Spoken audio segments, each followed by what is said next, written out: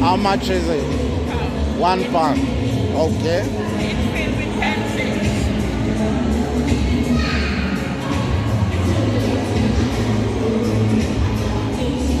Say hello.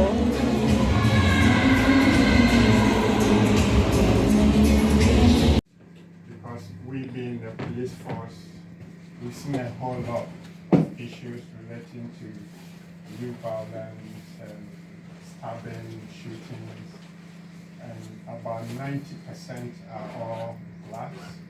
So I asked myself, why is this so? So I'm picking up for myself to at least the experience, the knowledge I've got within the current place, I also share so that our younger brothers and sisters will take a good path away from the criminal activities so that at least their potential that God has given to them will be able to achieve it. So that is the reason why I said that we'll be coming here to. So in order to start, I'm PC. I know I've been in the force for like almost 5 years now. I've worked with the robbery squad, I've worked with the burglary squad, I've worked with the MI investigation, and now I'm EMI, that's Digital Media Investigator. So we deal with all the investigation involving digital, like computer, iPad, everything. We place suspect into certain location that will arrest someone, say, oh, I wasn't in Central London. But once you get the data, we'll be able to plot the suspect with movement within even 1 year. We know he's been here, he committed the offense. So we deal with all those information. Response team, so that's when you guys call 999, coming to your house basically. So we just basically just want to come in and just kind of help everyone, because I think other communities get taught how to look after themselves and maybe we don't. So together we're just going to try and give you guys some knowledge to help everyone. And I know how it is, I'm 21, so I know what it's like out there on the road at the moment. So yeah, I can relate quite a bit. Yeah. Yeah, fantastic. All right, I think because of time, it will be impossible for us to introduce ourselves one after the other. At least we are the visitors, so you know who you're dealing with. And before we start, I think that we're going to go into like a bit of detail. So I'll urge everyone that whatever we discuss here should remain here. And secondly, don't see us as a self-introduction. I think we've done it before, and that is the Met in Action. I think some of us are the young that we are not friendly with the police, but I must assure you that the police, we are very, very friendly, but it's because of few badness among the police that they see the police as, not friendly, but we are very, very friendly, right? So that's how we look like when we are on the street. And yeah, that's another police officer being a dog. It's also a police.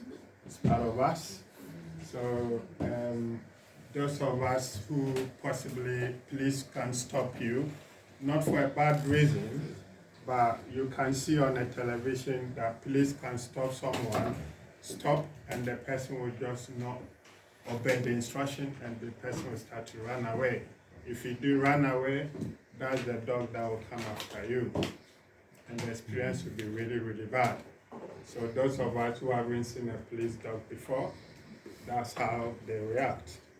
So if you happen to be stopped by any police officer, just listen, stop, obey instruction, listen to what the police officer is. Because once you start running away, then you raise the suspicion that something is going on, whether you've got armed like a knife or a gun or drugs, and they are not going to leave you to run away.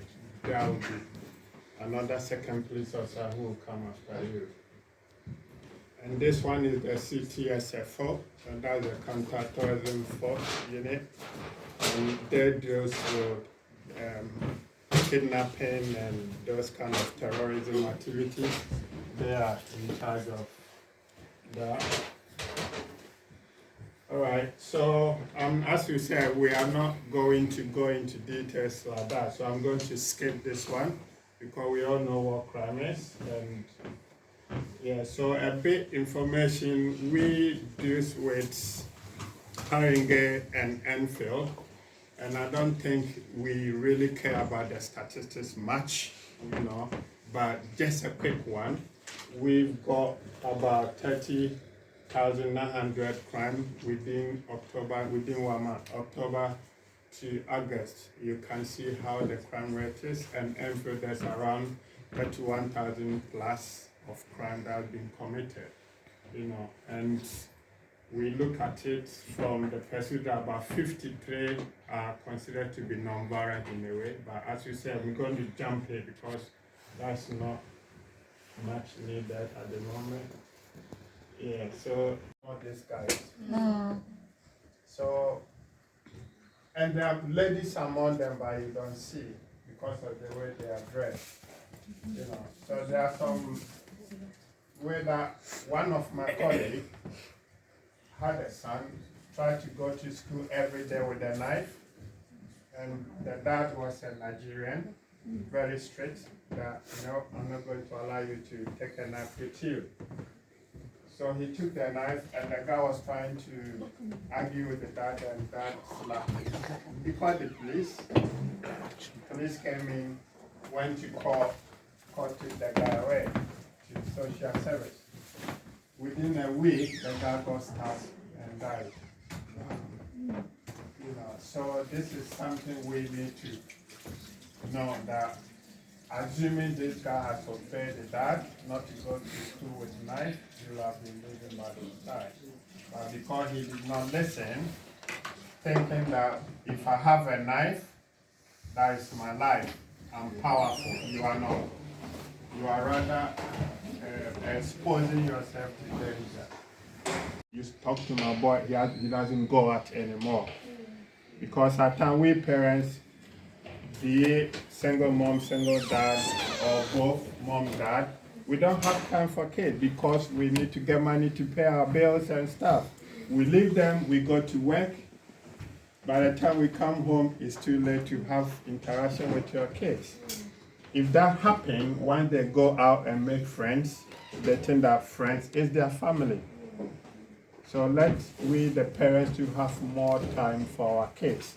At least if we take one day off to have travel together, go for excursion, it's good for the kids to be out of the streets.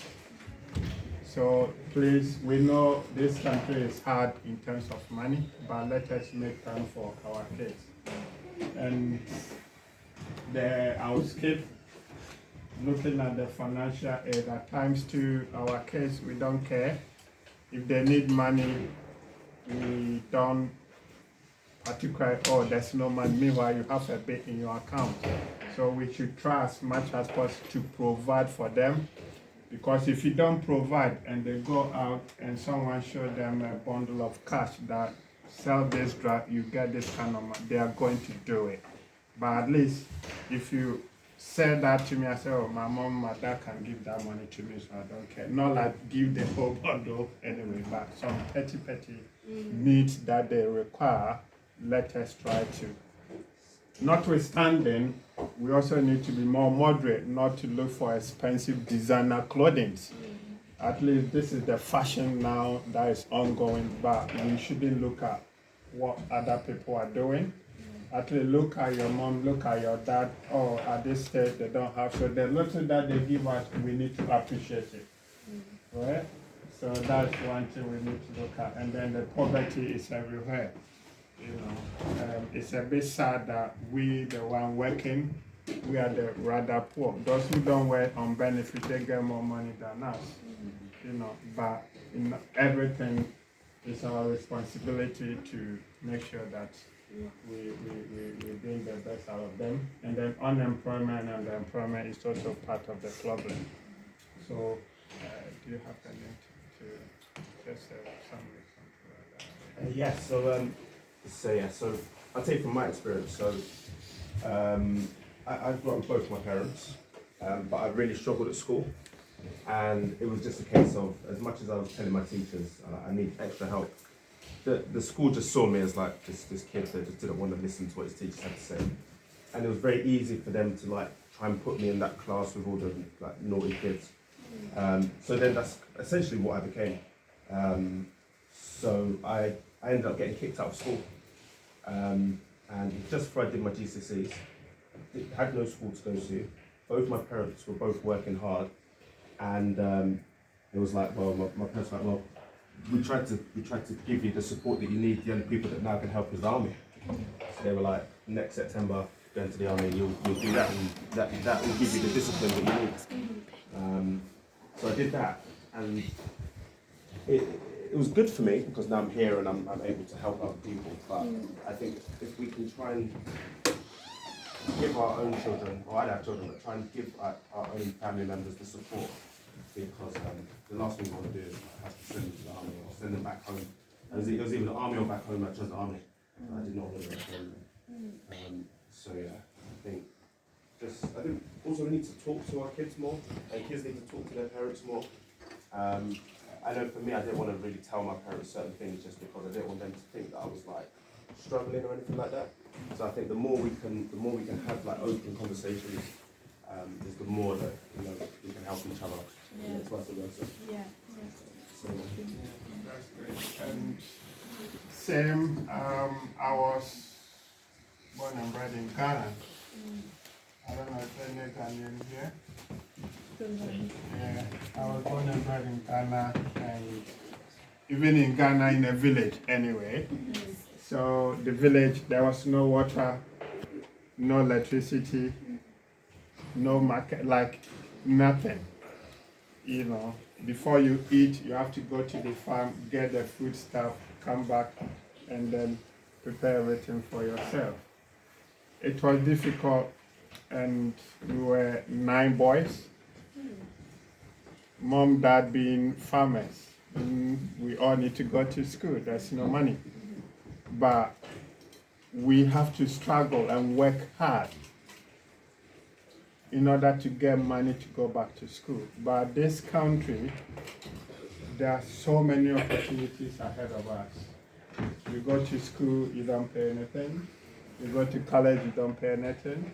We in Ghana, you have to pay a bribe before you get admission. And if you don't, which one do you want to go? Do you want to go to the easiest way, or you want to go to the hard way? So let us take something. We need to stay away from crime, because once we commit crime, we are putting a burden on yourself, a burden on your family, a burden on the society and the government too, because I think each prisoner, our taxpayers' money, spend over £36,000 every year, more than people sitting in the office working. So you see how our money, our tax are being used for something useless. And they come out, people see prison as, there was a time I used to work in the magistrate court. There was a guy who was running with a big bag. I said, man, what are you doing? I said, well, I want to go on holiday. Holiday means they want to go to prison. You know, but they don't know that at the end of the day that they want to settle down, to get married, get children or family. That's why they're going to regret. And there are so many people, their life is totally destroyed because of the bad decision. Right. So please let us all make a very good decision. Let us all be obedient. Let us listen to our parents, and parents to let us have time for our children. Let them be our best friend if they have problem. Because there are some parents, their children feel like threatened to go to them. If they have some pressing issue, they can't tell them. So let us be the best friend for each other. And in that case, if they have small problems, they will come to us and share with us. And we parents will be able to advise them. So let us have time. Yes, we need to work, but we need to have more time for our kids too. Their upbringing. I think looking at the crime rates for Billy Project, I was so impressed. I was at this MP, David Lammy. Yeah, I was at his property yesterday. That we had a quick chat, and we believe that we'll be able to, once we finish, we'll see how we'll be able to talk to and then get some bit of support, and then we'll see what we can take it over to. Yeah, so, yeah, any question? Yes, sir? Question for the young officer. Yeah. You said you decide to join the army. Yeah. What change did you have when you come out from there? What changed you? I think that's a good question. So I was able to get my education back. I think that was a good thing. But then I think so my parents were very strict, very strict. Any problems, couldn't talk to them about it. And not necessarily a bad thing, but then when I went to the army, I could talk to people about something so say I was struggling with something, I could have the conversation with them.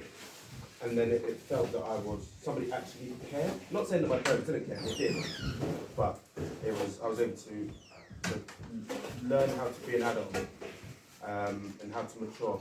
And if you don't have that training, then you'll just be a kid forever, if that makes sense. Yeah. So I find that when I left that, I was able to have like a level of maturity that now I can work with people. Whereas when I was in school, I didn't have that. So yeah, that's one thing I think I was definitely doing. Yeah, then to add to that, I think the army, police, our training is a bit different, but almost similar. Like in terms of the forces, once you go in the army, once you come out, the kind of training you get, you become a bit of a change. You become more responsible. The way you think is far different from the way civilians think. You know, so you are more strict. They develop your brain to think, to be an adult in order to solve a problem. Because if you don't see a problem, you can't solve it. So they try to mold you time conscious.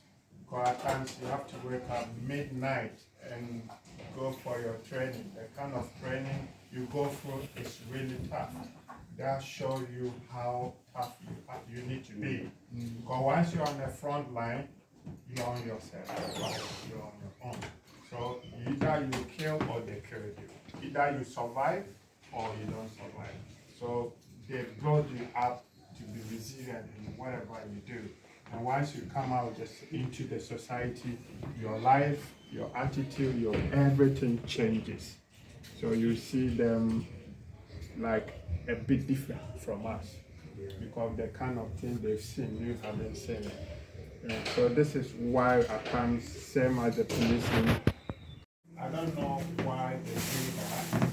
You can arrest a young kid, will never tell you anything. No. That's the point. Because they have made it that if you did that, you're going to die. So they put that fear in them. That's why you see if one gang after one gun. We've seen a lot of people, and what happened, we even moved people to Scotland for their safety. So the best is to go We in moved, yeah, so we've been moving them away from London, but we don't tell anyone where they are. But we know, because if you come and tell me that, oh, this is a drug dealer, they will come and do it. You know, so what we do is the person who we call our whistleblower, we tell them. But our younger generation don't know that. When they say don't say it, they will never say it. This is the problem that we have. And that's why we as a parents, we need to come in to ensure that we are best friends. They can, you know, talk to you in secrecy. But they think that once you tell someone, my life will be in danger. But we want you to get up on that situation or tell them about that in your house.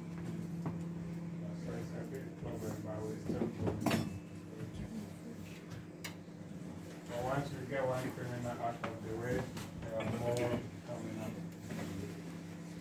So it's a big issue.